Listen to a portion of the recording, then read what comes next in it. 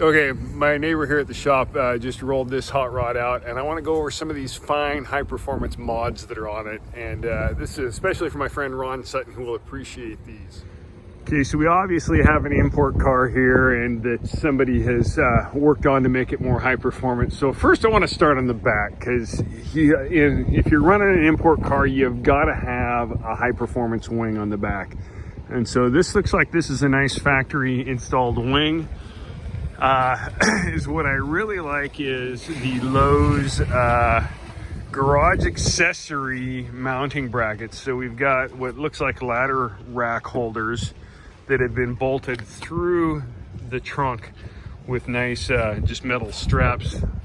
And then we also have I'm assuming these are reverse lights on here that are on there that are really nice, that have been installed with a nice external wire location on it and tinfoil tape to make it look good. Next, I want to point out in the front, we have the modified front end on it, and I believe that is a Mercedes grille off of something that has been placed on there and screwed on and bungee corded. There appears to be something going on in the fender there. I really like that. The ground effects in the front are really nice too. I've seen that it's some kind of plastic that you could probably pick up at Lowe's and Home Depot. And then we have the nice, for aerodynamics, they've got the golf ball look going on here with the texture on the paint to help improve aerodynamics. Along with a few other things, we have the non-matching racing wheels on there, different wider ones on the back. I believe we're down to 3 lug nuts holding those on in the back. We have the window tint, always my favorite, the window tint that was put on without a squeegee and it's bubbling up everywhere.